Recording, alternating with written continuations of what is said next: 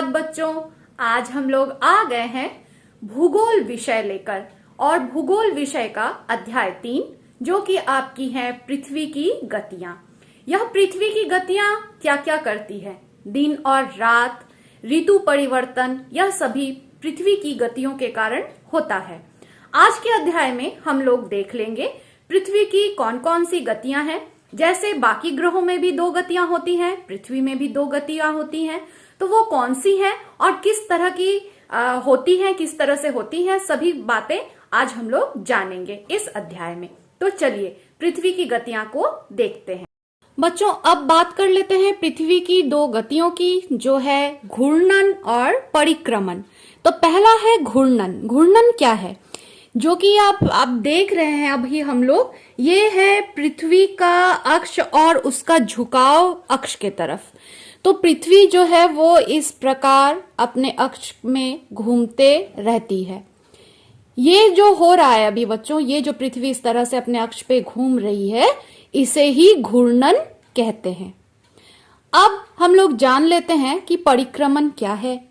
तो अगर परिक्रमण की बात करें बच्चों, तो जिस तरह से ये अपने अक्ष पे घूमती है, उसी तरह से ये सूर्य के चारों ओर भी घूमती है।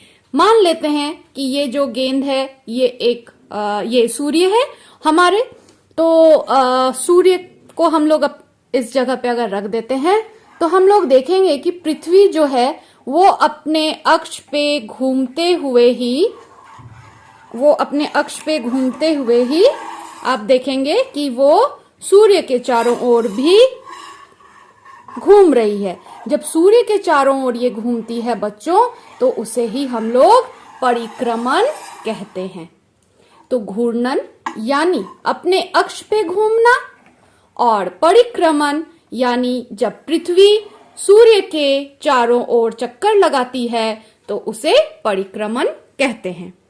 अब आप जैसा कि देख रहे हैं बच्चों, यहां से लेके एक पिन के जैसा और यहां तक निकला हुआ है ना।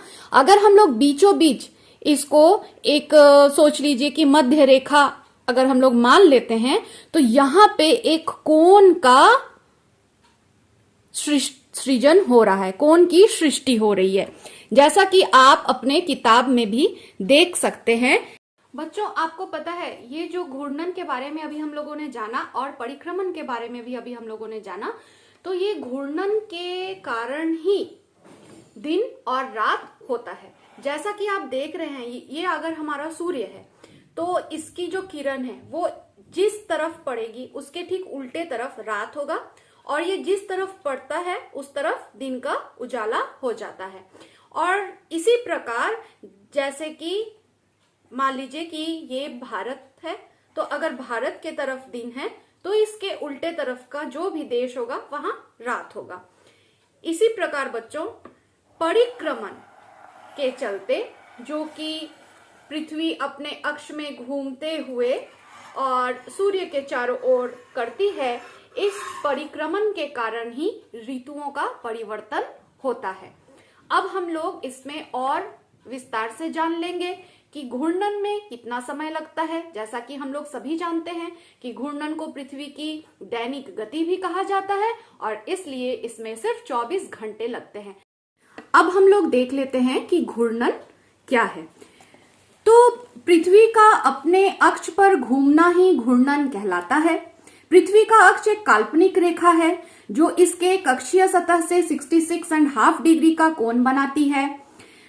घूर्णन करते समय पृथ्वी पश्चिम से पूर्व की ओर गति करती है। यह गति ठीक उसी प्रकार की होती है जिस प्रकार लट्टू नाचता है। पृथ्वी को अपनी अक्ष पर एक घूर्णन चक्कर पूरा करने में लगभग 24 घंटे का समय लगता है। ये बातें हम लोग कर ली अभी। यही समय पृथ्वी के एक दिन का समय है। यही कारण है कि इसे पृथ्वी की दैनिक गति भी कहते हैं। अब आप लोग देख रहे होंगे कि आपको कुछ चित्र दिए हुए हैं आपके किताब में 3.1, जिसमें पृथ्वी का अक्ष और झुकाव दिख रहा है, जो कि हम लोग इस ग्लोब के सहारे भी देख रहे हैं कि किस तरह से पृथ्वी अपने अक्ष की ओर झुका हुआ है। ये सीधी नहीं है, ये झुकाव होता है बच्चों।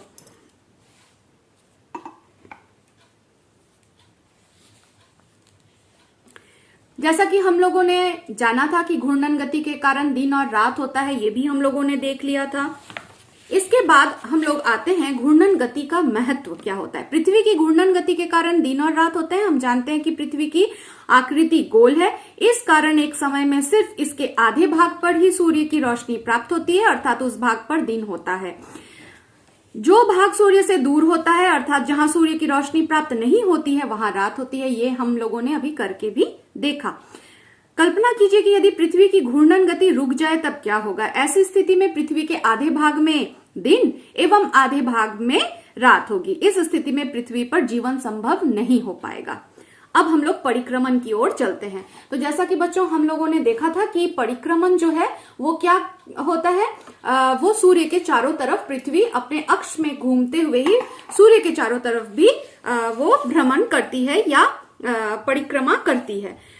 तो पृथ्वी सूर्य के चारों ओर एक दीर्घ वृत्ताकार पथ में गति करती है, इसे परिक्रमण गति कहते हैं। पृथ्वी को सूर्य का एक चक्कर पूरा करने में 365 और 1/4 दिन या 365 दिन और 6 घंटे लगते हैं। यही समय पृथ्वी पर एक वर्ष के बराबर होता है। इसी कारण परिक्रमण गति को पृथ्वी की वार्षिक गति भी कहते हैं। पृथ्वी का घूर्णन एवं परिक्रमण गति साथ साथ होती है। जैसा कि अभी हम लोग जब दिखा रहे थे तो मैंने आपको दिखाया था कि किस तरह से वो अपने अक्ष में घूमते हुए ही सूर्य के चारों ओर भी गति करती है या परिक्रमा करती है। पृथ्वी की घूर्णन की गति लगभग 1600 किलोमीटर प्रति घंटे होती है। पृथ्वी की परिक्रमण गति 30 किलोमीटर प्रति सेकेंड है। अब आप देख रहे हैं कि इसी के कारण आपके यहाँ पे किताब में एक चित्र दिया हुआ है 3.3 में कि परिक्रमण एवं ऋतु परिवर्तन। तो परिक्रमण के कारण ही किस प्रकार से ऋतु परिवर्तन होता है, ये आपके उस किताब में दिया हुआ है। लीप वर्ष की बात कर लेते हैं। जिस वर्ष में फरवरी का महीना 29 दिनों का होता है, अर्थात जिस वर्ष में 366 दिन होते हैं। तो बच्चों जैसा कि अभी हम लोगों ने देखा कि परिक्रमण के लिए कितना समय लगता है, 365 दिन, और 1/4 को यदि हम लोग करते हैं तो वो 6 घंटे में परिवर्तित होता है। तो ये जो 6 घंटा है ना बच्चों, अगर हम लोग 6 को अगर 4 से गुना कर देते हैं तो फिर क्या होता है, 6 चौके 24 हो जाता है। तो 24 यानी एक दिन। तो इसीलिए हर 4 वर्ष के बाद लीप वर्ष आता है। और लीप वर्ष में क्या होता है, 365 दिन के जगह साल में 366 दिन हो जाता है, यानी 366 डेज हो जाता है। क्योंकि 24 घंटा यानी एक दिन, तो एक दिन वो बढ़ जाता है। हर 4 साल में ऐसा होता है।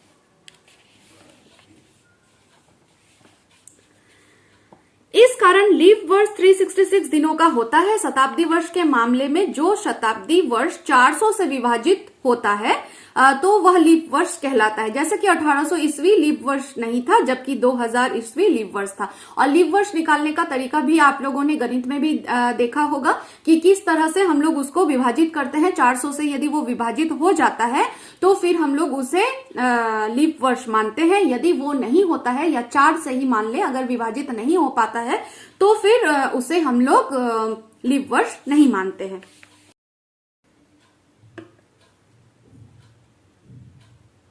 अब हम लोग बच्चों परिक्रमण गति का महत्व देख लेते हैं। तो पृथ्वी की परिक्रमण गति एवं अक्ष के झुकाव के कारण ऋतु परिवर्तन होता है, जैसे कि गर्मी, सर्दी, वर्षा एवं शरद। हम जानते हैं कि पृथ्वी का अक्ष 23.5 डिग्री के कोण पर झुका हुआ है। इसी झुकाव के कारण उत्तरी गोलार्ध एवं दक्षिणी गोलार्ध क्रमशः सूर्य की तरफ ज्यादा झुका हुआ होता है। उत्तरी ध्रुव सूर्य के करीब है, इस कारण उत्तरी गोलार्ध में ग्रीष्म ऋतु। इस दिन अर्थात 21 जून को उत्तरायण या ग्रीष्म अयान कहते हैं। इस दिन सूर्य की किरणें कर्क रेखा पर सीधी पड़ती हैं तथा उत्तरी गोलार्ध में सबसे लंबा दिन एवं सबसे छोटी रात होती है। इस समय आर्टिक वृत्त के क्षेत्रों में लगभग 6 माह का दिन होता है और अंटार्कटिक वृत्त के क्षेत्रों में 6 माह की रात होती है। दक्षिणी गोलार्ध में इस समय शीत ऋतु होती है। 22 दिसंबर को जब पृथ्वी की स्थिति सी जैसी होती है तो दक्षिणी ध्रुव सूर्य के सम्मुख रहता है तथा उत्तरी ध्रुव सूर्य से दूर होता है। इस दिन को दक्षिणायन या शीत अयनांत कहते हैं। इस समय दक्षिणी गोलार्ध में ग्रीष्म ऋतु एवं उत्तरी गोलार्ध में शीत ऋतु होती है। 22 दिसंबर को दक्षिणी गोलार्ध में सबसे लंबा दिन एवं सबसे छोटी रात होती है। सूर्य की किरणें मकर रेखा पर लंबवत पड़ती है। 21 मार्च और 23 सितंबर को सूर्य की किरणें विषुवत रेखा पर सीधी पड़ती है। इस स्थिति में कोई भी ध्रुव सूर्य की ओर नहीं झुका होता है, अतः इन तिथियों को दिन और रात पूरी पृथ्वी पर बराबर होते हैं। इसे विषुव कहते हैं। 21 मार्च को उत्तरी गोलार्ध में वसंत ऋतु तथा दक्षिणी गोलार्ध में शरद ऋतु होती है। इसके विपरीत 23 सितंबर को उत्तरी गोलार्ध में शरद ऋतु तथा दक्षिणी गोलार्ध में वसंत ऋतु होती है। तो बच्चों, यहाँ पे हम लोगों ने देखा कि किस तरह से परिक्रमण के गति का क्या महत्व है, वो हम लोगों ने यहाँ पे जाना जो है वो किस तरह से उत्तरी गोलार्ध में उस 22 दिसंबर को शीत ऋतु होती है और दक्षिणी गोलार्ध में उस समय ग्रीष्म ऋतु होती है 22 दिसंबर के समय, और इसे दक्षिण आयन कहते हैं। और आप देख रहे होंगे कि किस तरह से यहाँ पे दर्शाया गया है वो सफेद और नीले रंग से। सूर्य जो है वो बीच में है, सूर्य की किरणें सीधी पड़ रही हैं, और इसी तरह से 21 जून को अगर हम लोग देखेंगे तो उत्तरायण कैसे होता है। दक्षिणी गोलार्ध पे उस समय शीत ऋतु होती है, तो 21 जून को उत्तरी गोलार्ध में ग्रीष्म ऋतु किस तरह से होती है।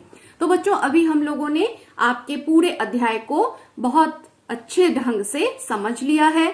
उम्मीद है कि आप अब पाठ के सभी अभ्यास के प्रश्न उत्तर को करने में आपको कोई दिक्कत नहीं आएगी। तो आइए चलिए अगला वीडियो लिंक देख लेते हैं, जहां पे इस पाठ के सारे अभ्यास को करवाया गया है।